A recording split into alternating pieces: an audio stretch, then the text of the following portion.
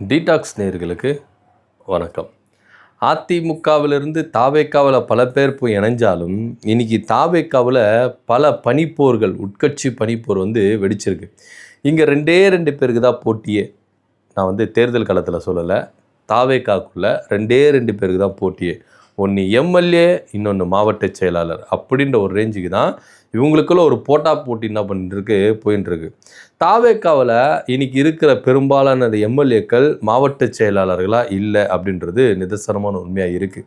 ஆனால் அடிமட்டத்திலிருந்து இந்த கட்சி ஆரம்பித்ததுலேருந்து உழைப்புனால் வருகிற மாவட்ட செயலாளர்கள் எல்லாருமே இங்கே ஒரு போட்டி நிலவுது அப்படின்னு தான் பாருங்கள். இங்கே யாருக்கு மவுசு ஜாஸ்தி, மாவட்ட செயலாளருக்கா இல்லை எம்எல்ஏக்கா, யாருக்கு இங்கே பவர் ஜாஸ்தி அப்படின்றது தான் இவங்களுக்குள்ளே ஒரு அடிச்சுக்கிற ஒரு விஷயம் இன்றைக்கி பூதாகரமாக வெடிச்சிட்டு வரதை இங்கே பார்க்குறோம்.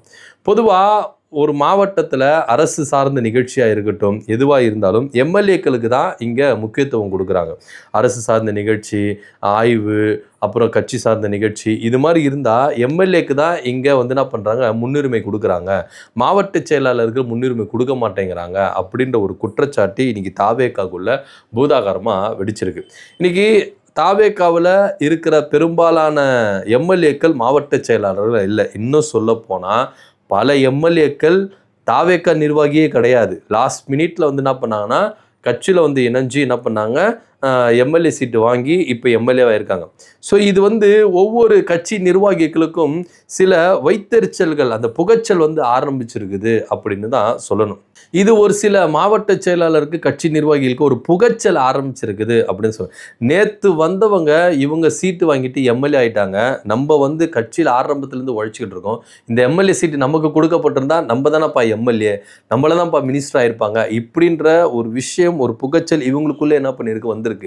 ஸோ இதனுடைய நீட்சியாக தான் இன்னைக்கு எம்எல்ஏக்களை ஒரு இடத்துல வச்சு பார்க்குறதும், மாவட்ட செயலாளர் ஒரு இடத்துல வச்சு பார்க்குற விஷயமா இது பூதாகரமாக கிளம்பின்னு இருக்கு. பொதுவாக நீங்கள் அதிமுக திமுக எடுத்துட்டிங்கன்னா ஒரு மாவட்ட செயலாளர்கள் தான் எம்எல்ஏ கேண்டிடேட்டாக இருப்பாங்க அப்படின்றது வழக்கமாகவே இருக்குது. ஏன்னா நீங்கள் ஒரு கட்சி நிகழ்ச்சி அப்படின்னு போனால் மாவட்ட செயலாளர் தனியாக கூப்பிடணும், எம்எல்ஏ தனியாக கூப்பிடணும், இப்படின்னு பல பாலிடிக்ஸ் இருக்குது. இப்படி இருக்கும் பொழுது ஒரு மாவட்ட செயலாளர் தான் எம்எல்ஏவாக இருந்திருக்கிறாங்க, பெரும்பாலானோர் எம்எல்ஏ தான் இருந்திருக்கிறாங்க அப்படின்றதுல எந்த மாற்று கருத்தும் இல்லை. ஆனால் இங்கே தாவேக்காவில் தான் அப்படியே டோட்டலாக சேஞ்ச் ஆகுது. மாவட்ட செயலாளர்களுக்கெல்லாம் எம்எல்ஏ பதவி கொடுத்துருக்குறாங்களா அப்படின்னா கிடையவே கிடையாது. பல பேர் வெளியிலிருந்து உள்ளே வந்தவங்க தான் இன்னைக்கு மாவட்ட செயலாளராக இருந்திருக்கிறாங்க அப்படின்னு ஒரு பார்வை தான் இருக்குது. இது போதாதுன்னு அதிமுகவிலிருந்து யார் வந்தாலும் நீங்கள் ஏற்றுக்கிறீங்க, யார் வந்தாலும் நீங்கள் அங்கீகரிக்கிறீங்க. ஆனால் இப்போது எங்களுக்கு என்ன பண்ண மாட்டாங்க, ஒரு அங்கீகாரம் கிடைக்க மாட்டேங்குது, ஒரு மதிப்பு கிடைக்க மாட்டேங்குது அப்படின்ற ஒரு பார்வை இங்கே முன்வைக்கப்படுது. அடுத்த கட்டமாக தாவேக்காவில் இப்போ சட்டமன்ற தேர்தல் முடிஞ்சிடுச்சு. அடுத்தது எதை நோக்கி இருக்கிறாங்க அப்படின்னா உள்ளாட்சி அமைப்பு தேர்தல் தான். 6 மாதம் கழிச்சு இந்த உள்ளாட்சி அமைப்பு தேர்தல் நடத்தப்படும் அப்படின்னு நம்புறாங்க. கிட்டத்தட்ட ஜனவரி மாதம் இந்த உள்ளாட்சி அமைப்பு தேர்தல் நடத்தப்படும் அப்படின்னு பேசிக்கிறாங்க. ஸோ அதை நோக்கி தான் இன்னைக்கு தாவேக்கா என்ன பண்ணுறாங்க, நகர்றாங்க. இன்னைக்கு பெரும்பாலான மாவட்ட செயலாளராக இருக்கட்டும், ஒன்றிய செயலாளராக இருக்கட்டும், பகுதி செயலாளராக இருக்கட்டும், இவங்க எல்லாருமே என்ன பண்ணுறாங்கன்னா ஒரு கவுன்சிலர் ஆகிட மாட்டோமோ, ஒரு சேர்மன் ஆகிட மாட்டோமோ, ஒரு ஒன்றிய தலைவர் ஏதோ ஒரு பதவியில் நம்ம வந்துட மாட்டோமோ, மேயர் அப்படின்ற ரேஞ்சுக்கு கூட எல்லாரும் என்ன பண்ணுறாங்க, ஸ்கெட்ச் போட்டுன்னு இருக்காங்க. ஆனால் இதில் எம்எல்ஏக்கள் என்ன பண்ணுறாங்கன்னா தங்களுடைய ஆதரவாளர்களுக்கு இங்கே சீட்டு வாங்கி கொடுத்துடணும் அப்படின்ற ஒரு விஷயத்த பார்க்குறாங்க. இப்போ உதாரணத்துக்கு செங்கோட்டையன் அவர்கள் அதிமுகலேருந்து இப்போ எம்எல்ஏ ஆகிட்டார். ஆனால் அவர் என்ன பிளான் போட்டுன்னு இருக்கிறாரு அப்படின்னு பார்த்தீங்கன்னா, அவங்களுடைய ஆதரவாளர்கள் ஒரு மேயரோ இல்லை ஒரு துணை மேயரோ இல்லை ஒரு சேர்மனோ இல்லை ஒன்றிய குழு தலைவரோ நிலைக்குழு தலைவரோ ஏதோ ஒரு விஷயத்தில் கொண்டு வந்துடணும் அப்படின்னு தான் அவர் என்ன பண்ணுறாரு, கொண்டு வரார். ஸோ இந்த மாதிரி விஷயங்கள் பண்ணும் பொழுது அங்கே கட்சிக்காக நம்ம ஆரம்பத்துலேருந்து உழைச்சோமே, அப்போ நம்மளாம் நாமத்தை போட்டுன்னு போகிறதா அப்படின்ற ரேஞ்சுக்கு இன்னைக்கு உட்கட்சி பனிப்போர் விவகாரம் அப்படின்றது வெடிச்சிருக்கு. ஏன்னா இது வரைக்கும் உழைச்சிருக்கோம், அங்கீகாரம் அப்படின்றதுக்கு இல்லை. நேற்று வந்தவங்களுக்கு நீங்கள் எம்எல்ஏ பதவி கொடுத்துட்டு எம்எல்ஏ ஆக்கிட்டீங்க, நாங்கள் அங்கேயே தான் நிற்கிறோம். ஸோ உள்ளாட்சி அமைப்பு தேர்தலனா எங்களுக்கு ஒரு பர்மிஷன் கொடுங்க, எங்களுக்கு ஒரு வாய்ப்பு கொடுங்க அப்படின்னு சொல்லிட்டு தான் அவங்க என்ன பண்ணுறாங்க, கேட்டுட்டு இருக்காங்க. ஆனால் எம்எல்ஏக்கள், அமைச்சர்கள் அவங்களாம் என்ன பண்ணுறாங்கன்னா தங்களுடைய ஆதரவாளர்களுக்கு இந்த இது போயிடணும் அப்படின்ற ஒரு ரேஞ்சுக்கு அவங்க ஒரு காயை நகர்த்திட்டு இருக்காங்க. இது இடையில தான் இன்னைக்கு அதிமுகவிலேருந்து பல பேர் உள்ளே வந்திருக்கிறாங்களா, அவங்க ஒரு பிளான் போட்டுட்டு இருக்கிறாங்க. இந்த உள்ளாட்சி அமைப்பு தேர்தலில் நம்ம நிற்போம், நம்மளுக்கு சீட்டு வாங்கிட்டு ஒரு மேயராவோ துணை மேயராவோ பேரூராட்சி தலைவராவோ ஊராட்சி தலைவரோ ஏதோ ஒன்று வாங்கிடலாம் அப்படின்ற ரேஞ்சுக்கு அவங்க ஒரு பக்கம் பிளான் போட்டுருக்காங்க. ஸோ இதெல்லாம் யோசித்து பார்த்த கட்சியில் இருக்கிற ஆரம்பத்தில் இருக்கிற நிர்வாகிகள் எல்லாருமே என்ன பண்ணுறாங்க, இன்றைக்கி வந்து போர்க்கொடி தூக்கியிருக்காங்க. இன்றைக்கி தலைமைக்கு பயங்கரமான ஒரு தலைவலி. இது தலைமை எப்படி சமாளிக்க போகுது அப்படின்றதும் ஒரு கேள்விக்குறியாக இருக்குது. ஏன்னா புஷியானந்த் அவர்கள் சொல்கிறத வச்சு பார்த்தோம்னா அவர் என்ன சொல்கிறாரு, அதிமுகவிலேருந்து இவ்வளோ பேர் வராங்க, அதிமுகவிலேருந்து முன்னாள் அமைச்சர்கள் வராங்க, அவங்க வராங்க, இவங்க வராங்க அப்படின்னு சொல்லிட்டு நீங்கள் பேனிக் ஆகாதீங்க. உங்களுக்கு என்ன அங்கீகாரம் கொடுக்கணுமோ அந்த அங்கீகாரம் கொடுப்போம், உங்களுக்கு என்னென்ன இது கொடுக்கணுமோ அது எல்லாமே தலைவருக்கு தெரியும் அப்படின்றத புஷியானந்த் அவர்கள் என்ன பண்ணுறாரு, திட்டவட்டமாக சொல்கிறாரு. ஏன்னா அதிருப்தியாளர்கள் நிறைய பேர் என்ன பண்ணுறாங்க, அதிமுகவிலேருந்து உள்ளே வருவங்களை எல்லாரையும் சேர்த்துக்கிட்டு அவங்களுக்கு முக்கியத்துவம் கொடுக்குறீங்க அப்படின்ற விஷயம் இங்கே பூதாகரமாக வெடிச்சதுனால அதிருப்தியாளர்கள் இங்கே நிறைய பேர் இருக்கிறாங்க.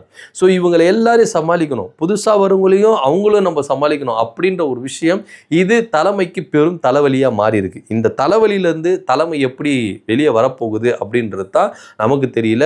இது விஜய் அவர்கள் டைரக்டாக இறங்கி இதில் வந்து ஒரு கவனம் செலுத்தி இது எல்லாத்தையும் ஒரு முடிவுக்கு கொண்டு வரணும் அப்படின்றது தான் நிர்வாகிகளுடைய எண்ணமாக இருக்குது. ஆனால் இன்னைக்கு உண்மையிலேயே அந்த நிர்வாகிகள் அந்த அவதிப்படுறாங்கன்னா அதில் ஒரு நியாயம் இருக்குது. ஏன்னா ஆரம்ப கட்டத்திலிருந்து கட்சிக்காக உழைச்சவங்க தான் இவங்க எல்லாருமே. ஏன்னா ஆரம்பத்தில் புஷியானந்த் அவர்கள் கூட என்ன சொன்னார்னா, காரில் வரவங்களுக்கெல்லாம் நாங்கள் என்ன பண்ண மாட்டோம், பதவி கொடுக்க மாட்டோம், சைக்கிளில் ஏறி போஸ்டர் ஒட்டி கொடி கட்டணருக்கு தான் நாங்கள் பதவி கொடுப்போம் அப்படின்றத சொன்னார். ஆனால் ஆதவர்ஜுனா வந்தார் காரில், சிடி நிர்மல்குமார் காரில் வந்தார், செங்கோட்டையன் அவர்கள் காரில் வந்தார், எல்லாருக்கும் பதவி தூக்கி தூக்கி கொடுத்துட்டாங்க. ஸோ அப்போவே பல பூதாகரங்கள் வெடித்து நிறைய பேர் என்ன பண்ணாங்க, தாவேக்காவிலேருந்து விலகி போயிட்டாங்க. இன்னைக்கு தாவேக்காவிலேருந்து விலகி போகிடக்கூடாது அப்படின்னு ஒவ்வொருத்தரும் என்ன பண்ணுறாங்க, தங்களுடைய இருப்பிடத்தை பிடிச்சிக்கிட்டு இருக்காங்க. ஏன்னா ஆட்சியில் அதிகாரத்தில் இருக்கிறாங்க, ஆட்சி அதிகாரத்தில் விட்டுட்டு இவங்க போக முடியாது, போனாலும் ஒரு ரூபாய்க்கு புரோஜனம் கிடையாது அப்படின்றத இங்கே பார்க்க வேண்டிய விஷயமா இருக்குது. ஏன்னா அடுத்தவங்க கட்சியிலேருந்து என்ன பண்ணுறாங்க, ஆட்சி அதிகாரத்தில் நம்ம இருக்கிறோன்றதுனால தான் நம்மளை தேடி வராங்க, நம்ம வெளியே போயிட்டு யாரைப்பா தேடுறது, அதனால் போக வேண்டாம் அப்படின்னு சொல்லிட்டு பல பேர் இருக்கிற இருப்பிடத்தை பிடிச்சி என்ன பண்ணுறாங்க, ஸ்ட்ராங்காக உட்காந்துறாங்க. ஸோ இருந்தாலும் மாவட்ட செயலாளர்கள் சில பல வேதனைகளை தெரிவிச்சிருக்கிறாங்க. இங்கே எம்எல்ஏக்கு மதிப்பு தரீங்க, ஒரு அரசு நிகழ்ச்சியாக இருக்கட்டும், எந்த நிகழ்ச்சியாகட்டும், கல ஆய்வாக இருக்கட்டும், எதுனா ஒரு விஷயமா இருந்தாலும் எம்எல்ஏக்கு தான் முக்கியத்துவம் கொடுக்குறீங்களே கண்டி மாவட்ட செயலாளர்களுக்கு முக்கியத்துவம் கொடுக்க மாட்டேன்றீங்க. ஸோ இதுலேயே பல கிளாஷுகள் வந்துட்டு இருக்கு. இது போக இந்த உள்ளாட்சி அமைப்பு தேர்தலில் எம்எல்ஏ அவங்களுடைய ஆதரவாளர்களை உள்ளே கொண்டு வந்துடணும் அப்படின்னு நினைக்கிறாங்க. அப்போ நாங்கள் ஆரம்பத்துலேருந்து வேலை செஞ்சவங்களாம் என்ன அப்படின்ற ஒரு கேள்விக்குறியோடு தான் இவங்க என்ன பண்ணுறாங்க இருக்கிறாங்க. ஸோ தாவேக்கா அப்படின்றது இப்போ கட்சிக்குள்ளேயும் இந்த பனிப்போர் வெடிச்சிருக்கிறதுனால பயங்கரமான ஒரு சூழ்நிலைக்கு தாவேக்கா தள்ளியிருக்கு. இது தலைமை எப்படி முடிவெடுத்து எல்லாரையும் சாக்ரிஃபைஸ் பண்ணுற மாதிரி என்னென்ன விஷயங்கள் செய்ய போகிறாங்க அப்படின்றதையும் இங்கே நம்ம பார்க்க வேண்டிய ஒரு விஷயமா தான் இருக்குது. ஸோ விஜய் அவர்கள் இதில் முழுக்க முழுக்க தலையிட்டு இந்த உட்கட்சி பனிப்போரை ஒரு முடிவுக்கு கொண்டு வருவாரா, இல்லை போகிறவங்க போங்க இருக்கிறவங்க இருங்க அப்படின்னு ஒரு அதிகாரமிக்க தலைவராக மாறப்போகிறாரா அப்படின்றதான் இங்கே பார்க்க வேண்டிய ஒரு விஷயமா இருக்குது. இதை பற்றியோட கருத்து என்ன அப்படின்னு கீழே கமெண்ட் பண்ணுங்கள். நன்றி, வணக்கம்.